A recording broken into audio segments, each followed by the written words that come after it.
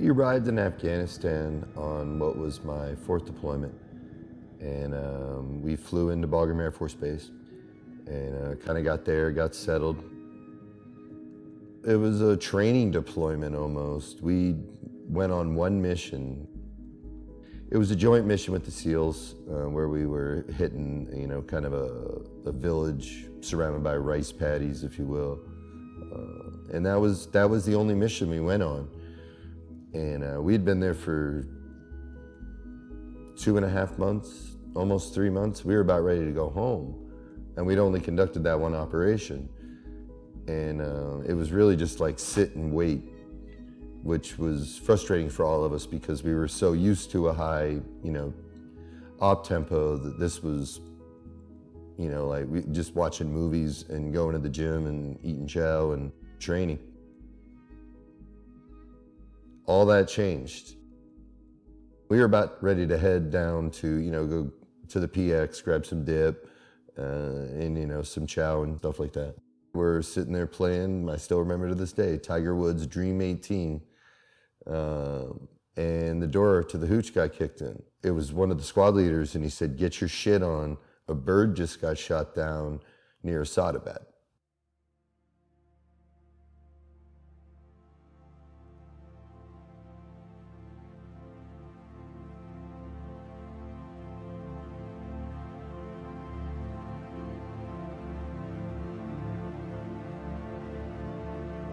They had said that a 4-man SEAL element had been compromised and were under direct attack, and they had called for QRF. And that bird had 8 other additional SEALs on it and 8 special operations helicopter, both medics, crew chiefs, door gunners that were attached to the Chinook. Upon insertion, they had gotten to where they were going to do a fast rope out of the back of the Chinook, and a rocket came in towards the back entrance and struck the bird on the inside. It was very sudden. We, threw our kit on. I mean, this is not something that we're unaccustomed to. I mean, we're used to, the short time frame, like get your shit on, we got to roll. We get kitted and we walk out of the hooch, and we're ready to go. And then they had to start making cuts because at the elevation where the helicopter had been shot down, we only had maybe 16, 18 guys on the bird. It was mostly NCOs and Tab Spec 4s that went on the mission.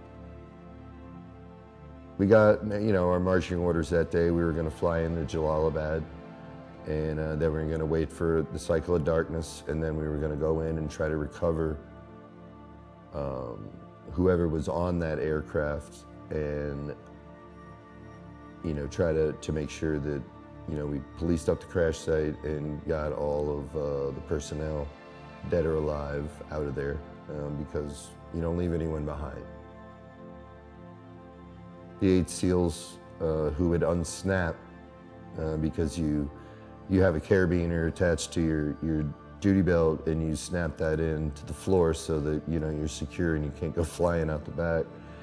But when you get about that 30-second mark, everyone kind of takes a knee, and you unsnap and you get ready to do a fast rope into your objective. They had already unsnapped when the rocket hit the inside, and the 8 SEALs were thrown out of the back of the helicopter. When it started to rotate, it just, centrifugal force just kind of chucked them out of the back of the helicopter. The bird flipped over and slammed into the side of the mountain. We were watching it on our monitors. We didn't see anyone moving. We had hoped that there were still people out there that were alive, including that 4-man SEAL element. And so everyone, once we figured out what was going on, was like itching, like, hey, we got to go get these guys. We got to go get these guys. And because it could have been us, it could have been one of our birds that, we all got shot down. And I'd certainly want someone, coming to my rescue if I needed it. So you're obligated to do that. That's what the country expects of Army Rangers, is to go into those, terrible situations and make the best out of what's left. So that was our job. So we were dying, we were itching, let's go, let's go. So they got us on birds, and we took a couple of Chinooks and we flew into Jalalabad. We were waiting for the cycle of darkness to come on the 28th. And, as soon as it got dark, we got on the birds and we started to make our way towards where we were going to infill. The huge mountain rainstorm had come through that night. It was very foggy. You could barely see your hand in front of your face. It was pitch black in the middle of nowhere. And we got about 30 seconds out, and the Chinooks decided that we were going to turn around and go back to Jalalabad. We, ate a little bit of food, and, we bedded down, and we knew, the fires were still burning at the crash site, and we could see that on our imagery. So we were just on pins and needles, like, oh, let's go get this over with. And so we did the best we could to sleep, woke up the next day, and just kind of sat around and waited for the next cycle of darkness to come. And I quit smoking cigarettes at the time, but my friend, who was a fellow team leader of mine, we had bummed a cigarette from an Afghani army guy. We were sitting up on top of the roof in Jalalabad, and we were passing the cigarette back, back and forth. And at one point in time, as we were nearing the end of the cigarette, I looked over at my boy and I was like, we're gonna fucking die tonight, right? He looked back at me, took one more drag off the cigarette, dropped it on the ground, stomped it out with his boot, and said, yeah, let's go get this shit over with. So we made our way as nightfall came down to the airfield, and we honestly just kind of were laying on the tarmac, waiting for, nighttime, not like 8 o'clock, like 2 o'clock, 1 o'clock.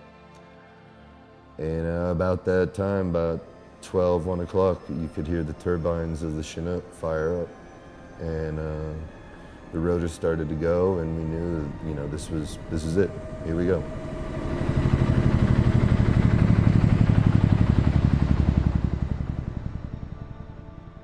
We're going into a crash site where there may or may not be anyone alive, and they know we're coming. The enemy knows we're gonna come get our guys. I'd be lying if I, told you I wasn't scared shitless. I think everyone was. But it's just one of those things, it's another mission, it's another day. And so you gotta tuck that away. And you have to be willing to die for these people. And that's part of the fucking job. It's the unpleasant part of the job, but it's part of the job. Everyone wanted to get to the crash. And so, second cycle of darkness, we load up, we get on the Chinooks, and we begin our trip to go infill on the side of the mountain. We got to where we were at the 30-second mark again. We were like, okay, almost in a way you're waiting for it to get called back, because that night it was very foggy, very similar to the night before. The crew chief of the Chinook kicked the ropes off, and generally speaking, we crack chem lights at the bottom of the rope so you can see if it's laying on the ground or not.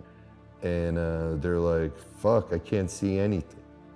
And I remember distinctly just them looking at each other, and the dude on my side, my squad leader on that side, said, fuck it, and roped out. And as soon as the first guy goes, you're going. You're committed. So I roped out, and I was on that rope for so long, I had time to think about shit, which is hardly ever the case. Usually it's just get from A to B, you know, air to ground, and that's it. I hit the bottom of the rope, and it was a 90-foot rope. So it was probably an 85-foot, right around there, fast rope into the side of this mountain that was, you know, pitched like that. We take a casualty. Our RTO, which is our radio guy, he was coming down the rope, and you know, your hands start burning and whatnot after, you know, 30, 40 feet. Just the friction of you holding onto the rope. And he got, you know, a couple feet from the bottom and fell off the rope, and the guy behind him on the rope landed directly on his forearm and snapped his forearm in half. Right off the bat, you know, we got a guy that needs to get medevaced, and you ain't getting medevaced. You're just gonna have to tough it out. And so everybody, you know, kind of gathers themselves, if you will, and we pick up, and me and a fellow team leader, you know, well, he was gonna walk point, and I was gonna be right behind him. That lasted for about 10, 15 minutes, and the visibility was so shitty that he stopped in front of me on this little itty bitty ridge, and I bumped into the back of him, and he was like, "House, can you walk point with me? I can't see a thing." And I was like, "Yeah, no problem, brother." We're side by side, shoulder to shoulder. We walk point. We walk all night. And the terrain was just rugged. It was pitch black. It was foggy. And you knew there were bad guys all around you. We just kept walking and walked and walked, and we got to the edge of this a downgrade like that. I mean, it was literally on the side of a mountain. And we got there right as day broke, and that would have been 30th of June, about a day and a half after the bird had been shot down originally. It was still smoking, still smoldering. We got there, my platoon sergeant went and took a quick peek over the edge and could see, you know, numerous bodies that were laying there on the side of the hill. And he came back, and, you know, words I'll never forget. He goes, "This day you'll never forget.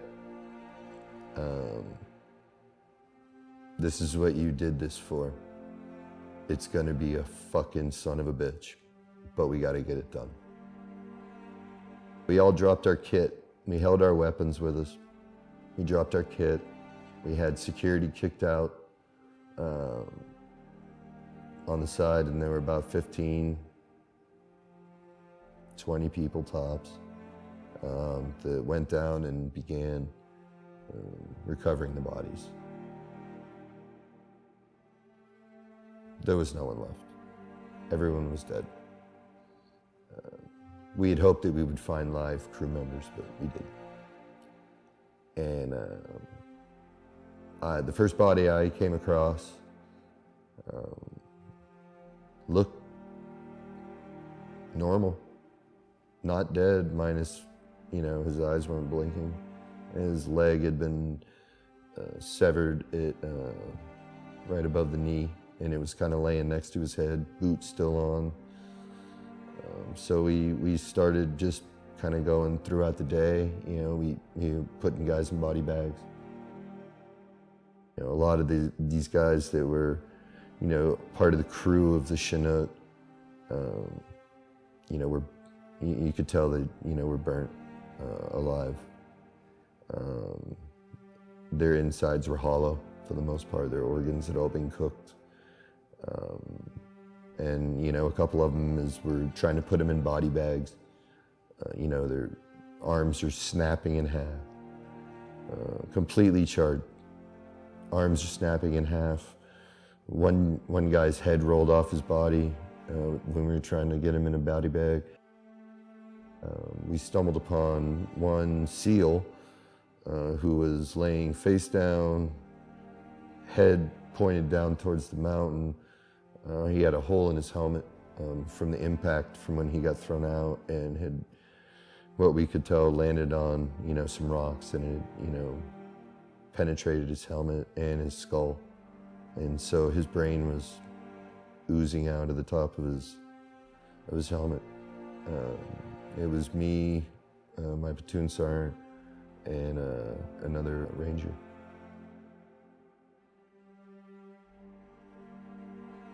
And as we started to roll him over, a hand grenade came tumbling out from underneath him. And we knew that like Taliban or Al Qaeda had been there before we had gotten there. So when we saw the grenade, I saw it first, and I literally looked at both my platoon sergeant and that other ranger, and I was like, grenade. And all of us just closed our eyes and waited for it to go off. We thought it was a booby trap. It actually had just fallen out of that SEAL's, kit, and happened to be laying underneath him. So we all kind of slowly opened our eyes up after a few seconds, and we disposed of the grenade and got him into a body bag as well.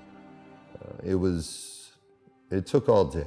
The recovery of the bodies took all day.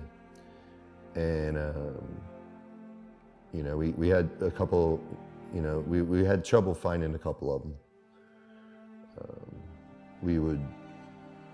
We had 14 in bags. And I mean, you're carrying these body bags up, like I said, like just a hellacious incline. We had no water. They told us we'd be there for 6 hours. We were there for 13 days. We had no food. Everyone was exhausted. It's, almost the 1st of July, it's hot as hell. And we did body recovery all day long. I walked up on a gentleman who was part of the helicopter crew. His name was Marcus Morales.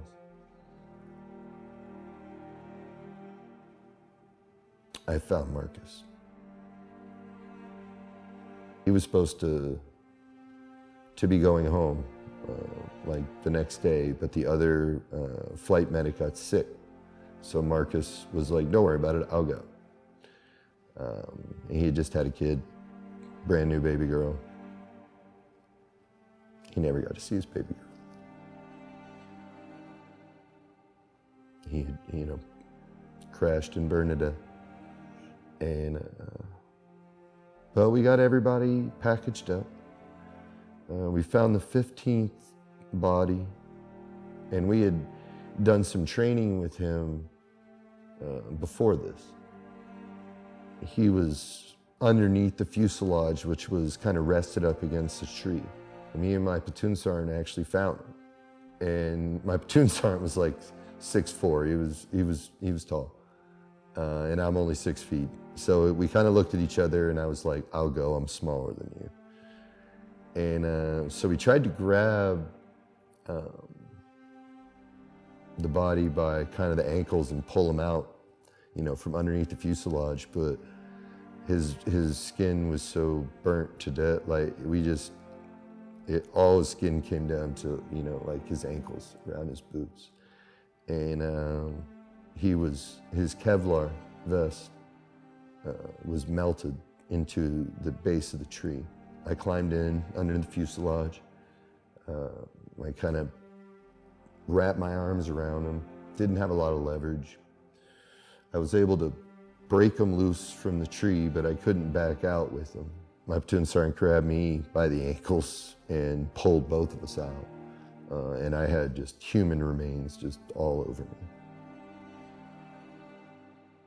Then it was on the hunt for number 16. And we walked up and down the side of that mountain all day. And then it was right about dark. And we stumbled upon some bones that were clearly human remains. The body had been completely burnt with the exception of these bones. So we had nothing else to put anything in. So we put his bones in a MRE box. And so we sent out 15 body bags in an MRE box with the 16th soldier with his remains in it. We stayed out there for about 10, 11 days, something like that. We had to have aerial resupplies from C-130s. They would push pallets out at night to give us food, water. And throughout those 11 days, we stayed up around where the helicopter was shut down and continued to look for the SEALs. About half of the element we had up there was tasked to go down the mountain. They had a radio beacon that they were monitoring that one of the SEALs would have had on them. So they follow this beacon to this village. And they start, kicking in doors, clearing rooms. And all of a sudden, one of the villagers starts pushing this guy out. And, he was a little bigger than everybody else. He was dressed in, standard Afghani garb. And they realized that, it's one of the SEALs. They go link up with him and they start passing information. And they kind of ask him, hey, where's the rest of your team, man? And Marcus Luttrell, who was the lone survivor on this trip, said, but they're dead. They're all dead, man.